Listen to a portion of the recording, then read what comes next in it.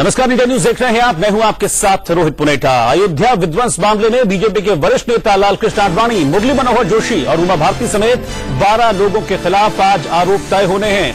आडवाणी, जोशी, उमा भारती, विनय कटियार समेत सभी आरोपी कोर्ट पहुंच चुके हैं। कोर्ट में पेशी से पहले उत्तर प्रदेश के मुख्यमंत्री Yogi Adityanath VVIP guest house पहुंचे और उन्होंने लालकृष्ण आडवाणी से मुलाकात की थी। कोर्ट ने सभी पर आपराधिक षड्यंत्र चलाने का आदेश दिया था। आपको बता दें कि अयोध्या विवाद से जुड़े कुल 2 मामले हैं।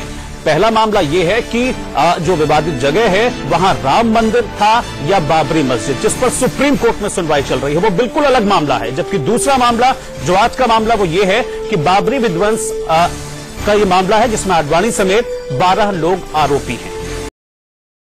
जगह है वहां राम मंदिर था या बाबरी मस्जिद, जिस पर सुप्रीम कोर्ट में सुनवाई चल रही है, वो बिल्कुल अलग मामला है। जबकि दूसरा मामला, जो आज का मामला, वो ये है कि बाबरी विध्वंस का ये मामला है जिसमें आडवाणी समेत 12 लोग आरोपी हैं।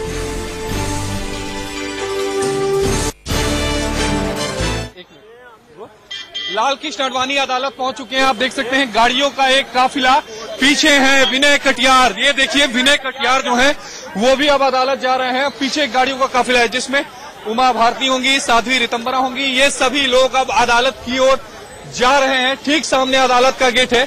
अब गेट के सामने मैं आपको दिखाना चाहता हूँ, हलचल मच गई जब विनय कटियार यहाँ पर पहुंचे हैं। विनय कटियार गाड़ी से बाहर निकलकर कुछ बातें करते हुए कोशिश करते हैं उन तक पहुंचने के लिए।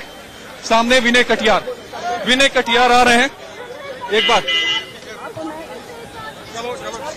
सर कुछ कहना चाहते हैं सर?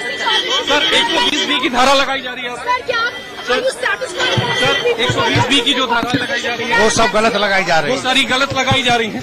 इसमें कहीं कोई आपका हाथ नहीं रहा सर, कुछ नहीं है। एक मिनट, आ जाओ। चलो पंकज, रोल करना। चलो जल्दी। विनय कटियार को आपने सुना, उन्होंने कहा कि जो भी धाराएं लगाई जा रही हैं वो गलत है। कहीं से भी कोई आपराधिक साजिश उन्होंने नहीं की थी। साध्वी रितंबरा गाड़ी में बैठी हुई हैं।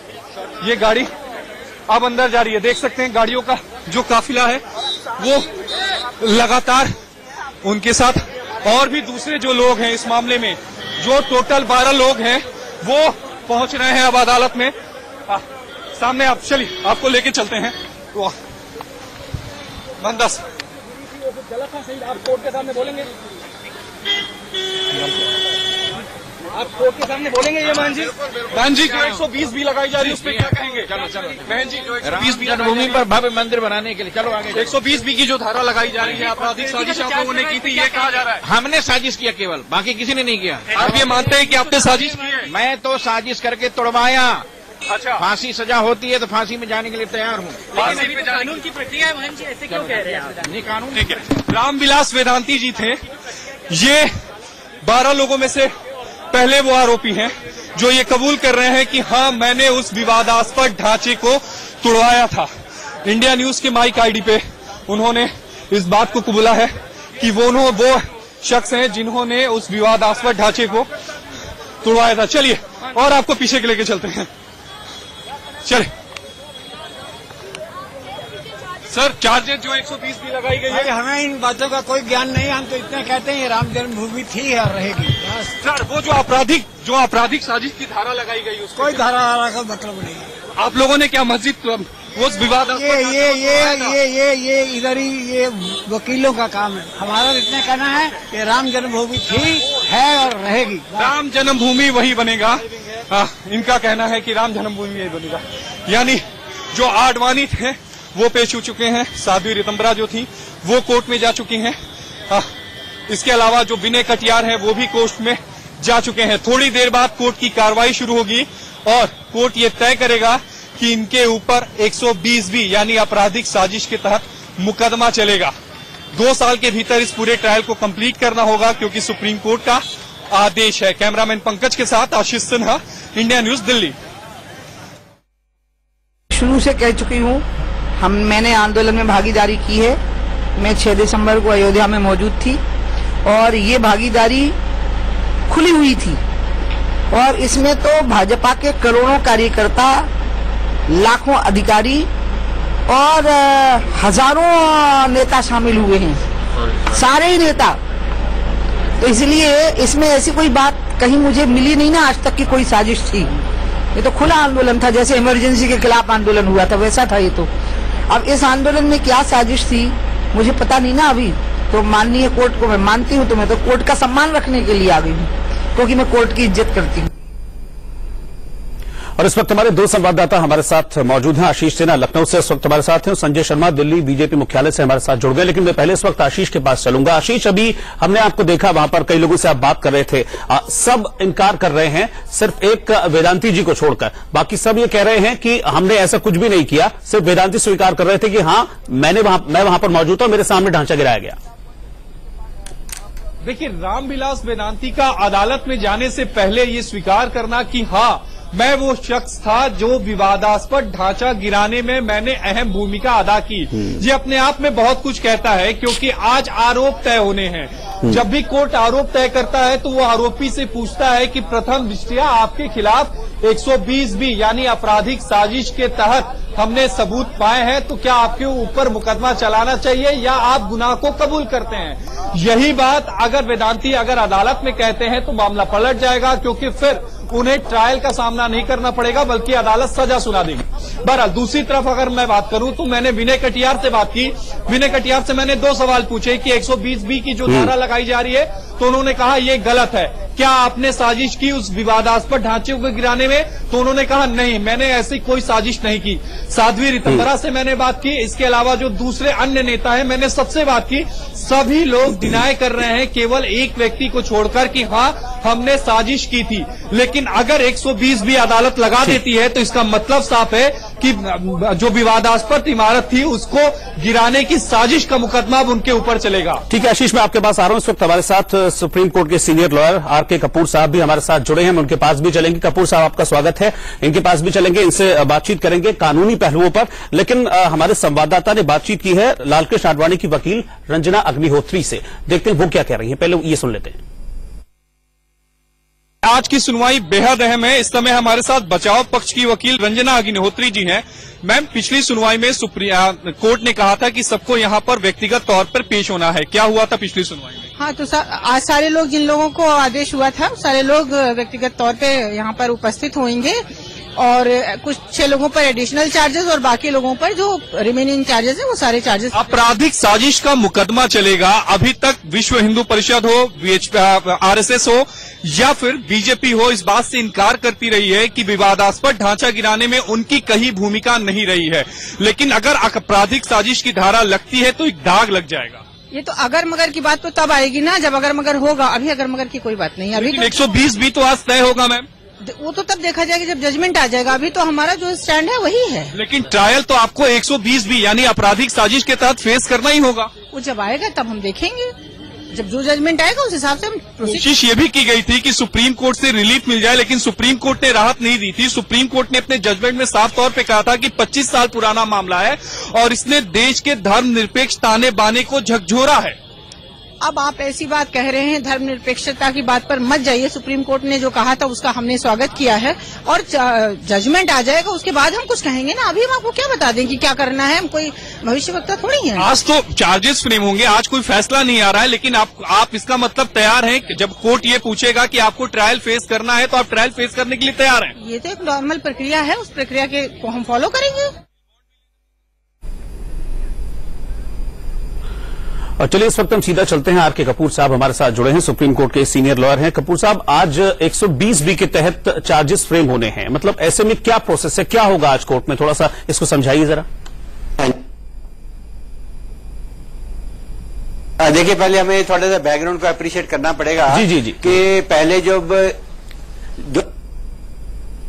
2001 में जो कोर्ट था उसने क्रिमिनल कॉन्स्पिरेसी के चार्जेस को ड्रॉप कर दिया था। अब वो चार्जेस ड्रॉप हो गए, उसके बाद मामला हाई कोर्ट में गया। हाई कोर्ट ने भी ये जो स्पेशल जज का फैसला था उसको अपहोल्ड किया। इसका मायने ये हुआ कि जो क्रिमिनल कॉन्स्पिरेसी के चार्जेस ड्रॉप किए गए थे स्पेशल CBI कोर्ट ने, वो ठीक किए थे। लेकिन उसके बाद 2010 के बाद मामला सुप्रीम कोर्ट में आ गया ऑनरेबल सुप्रीम कोर्ट ने अभी अपनी जो जजमेंट दी है उसमें क्लियर लिखा है कि ये crime against secular fabric of the constitution है और ये क्लियर अब है कि इनके खिलाफ क्रिमिनल कॉन्स्पिरेसी के चार्जेस जो ड्रॉप हो गए थे वो गलत हैं। इसका मायने यह है कि क्रिमिनल कॉन्स्पिरेसी के चार्जेस इनके अगेंस्ट बनेंगे और जो ट्रायल है वो क्रिमिनल कॉन्स्पिरेसी चार्जेस के बेसिस पे चलेगा। ठीक। और कोर्ट ने ऑनरेबल सुप्रीम कोर्ट ने ये भी कह दिया है कि ये 25 साल मामला पुराना है, इसलिए 2 साल का टाइम फिक्स कर दिया है कि डे टू डे ट्रायल करके इस केस को जल्दी निपटाया जाए ताकि आम लोगों को ये ना लगे कि जो वीवीआईपी के अगेंस्ट केसेस होते हैं वो समय पर नहीं खत्म होते। तो आज अगर क्रिमिनल कॉन्स्पिरेसी का चार्ज बन जाता है तो ये सीरियस मामला होगा, क्योंकि पहले जो चार्जेस हेट स्पीच के थे वही तक मामला ट्रायल का मुद्दा चल रहा था, लेकिन क्रिमिनल कॉन्स्पिरेसी के चार्जेस होने के बाद और दूसरी बात ये मामला रायबरेली से अब लखनऊ में जहाँ पे मेन सीबीआई कोर्ट का ट्रायल चल रहा है उसमें ही चलेगा, क्योंकि ओरिजिनली 2 एफआईआर रजिस्टर करी गई थी जी। तो अभी ये मामला लखनऊ में ही चलेगा, 2 साल में इसका फैसला भी हो जाएगा। ठीक, जैसे सुप्रीम कोर्ट ने कहा टाइम फिक्स किया है। ठीक है कपूर साहब, मैं अभी आपके पास आ रहा हूं। संजय शर्मा मेरे साथ, मेरे संवाददाता इस वक्त दिल्ली बीजेपी मुख्यालय से जुड़े हुए हैं। संजय, आज बीजेपी के कई बड़े नेता हैं जिन पर 120B के तहत चार्जेस फ्रेम होने हैं। इस वक्त बीजेपी मुख्यालय में क्या हो रहा है वहां पर? कि बीजेपी इस बात के लिए पहले से तैयार थी, आज कोई बड़ी बात नहीं होनी है, सिर्फ चार्जेस ही फ्रेम होने हैं। 19 अप्रैल को जो सर्वोच्च न्यायालय का जो फैसला आया था सुप्रीम कोर्ट का, उसमें पहले से ये बात तय हो चुकी थी कि 1 महीने के अंदर ट्रायल शुरू करना है, 2 साल के अंदर फैसला देना है। तो आज सिर्फ चार्जेस ही फ्रेम होंगे, जिसके लिए बीजेपी पूरी तरह से प्रिपेयर है, पूरी तरह से तैयार है, क्योंकि अभी तो केस चलेगा, 2 साल के भीतर फैसला आएगा। तो बीजेपी को कहीं ना कहीं उम्मीद लगती है कि ये जो चार्जेस आज फ्रेम होंगे, क्योंकि कहा जा रहा है कि क्रिमिनल कॉन्स्पिरेसी के चार्जेस होंगे, आपराधिक षड्यंत्र की धाराएं होंगी, लेकिन बीजेपी का मानना है कि जिस तरह से बाबरी मस्जिद गिराई गई थी वो कोई 1 आदमी या 2 आदमी का काम नहीं था, हजारों लाखों की भीड़ थी। ठीक है, आप सब मेरे साथ बने रहिए। संजय आप भी बने रहिए, आशीष भी बने, कपूर साहब हमारे साथ बने हैं। एक छोटे से ब्रेक के लिए मुझे यहां पर रुकना होगा, लौटेंगे कुछ ही देर में फौरन वापस। तो लखनऊ में विशेष सीबीआई अदालत में आज पेशी होनी है लालकृष्ण आडवाणी, उमा भारती, विनय कटियार समेत 12 लोगों की, जिसमें आज आरोप तय किए जाएंगे, चार्जेस फ्रेम किए जाएंगे 120B के तहत। सभी जो नेता हैं वो इस वक्त पहुंच चुके हैं और हमारे संवाददाता हमारे साथ जुड़े हुए हैं। आशीष सिन्हा हमारे साथ हैं, अरविंद चतुर्वेदी भी अब इस वक्त हमारे साथ जुड़ गए हैं, सुप्रीम कोर्ट के सीनियर लॉयर आर.के. कपूर साहब भी हमारे साथ जुड़े हुए हैं। लेकिन इस वक्त मैं अरविंद चतुर्वेदी के पास चलूंगा, क्योंकि अरविंद बताएंगे कि जो मुलाकात हुई है उत्तर प्रदेश के मुख्यमंत्री योगी आदित्यनाथ और लालकृष्ण आडवाणी के बीच, उसके बीच की क्या बातें निकलकर सामने आ रही हैं? इस पेशी से पहले मुलाकात की थी अरविंद योगी आदित्यनाथ ने आडवाणी से। निश्चित रूप से बहुत महत्वपूर्ण मुलाकात थी और मैं आपका ये पूरा घटनाक्रम आपको बताना चाहता हूं कि आज सुबह से ही वीवीआईपी गेस्ट हाउस कितना महत्वपूर्ण था। सबसे पहले विनय कटियार वकीलों के समूह के साथ वहां पहुंचे, कमरा नंबर 105 में। उसके बाद विश्व हिंदू परिषद के नेता चंपत राय पहुंचे, रामविलास वेदांती, और उसके बाद लालकृष्ण आडवाणी के आने के पहले 11:20 पर खुद मुख्यमंत्री योगी आदित्यनाथ पहुंचे। आडवाणी के साथ मुरली मनोहर जोशी, उमा भारती और साध्वी रितंबरा भी पहुंची। मैं आपको ये बता दूं कि सीबीआई कोर्ट को लेके वकीलों का क्या प्ली होगा, किस तरीके से सवाल जवाब होंगे, इन सारे मुद्दे पे बातचीत तो हुई, लेकिन सबसे महत्वपूर्ण जो बातचीत हुई वो ये हुई कि आखिर अयोध्या में राम मंदिर का निर्माण कैसे किया जाए। और ये पहला मौका था जब मुख्यमंत्री बनने के बाद उत्तर प्रदेश में लालकृष्ण आडवाणी, मुरली मनोहर जोशी, उमा भारती, साध्वी रितंबरा, विनय कटियार, ये सारे के सारे ऐसे नाम हैं जो कहीं न कहीं अयोध्या आंदोलन से जुड़े हुए हैं। और मैं आपको एक बात और बताना चाहता हूं कि कल योगी आदित्यनाथ अयोध्या जा रहे हैं, यानी अयोध्या के लेके विस्तृत चर्चा। ठीक है अरविंद, आप मेरे साथ बने रहिएगा, लौटूंगा मैं आपके पास। मेरे साथ सभी जो मेरे संवाददाता हैं और जो मेहमान हैं वो भी बने हुए हैं। छोटे से ब्रेक के लिए मुझे यहां पर रुकना होगा। आप देखते रहिए इंडिया न्यूज।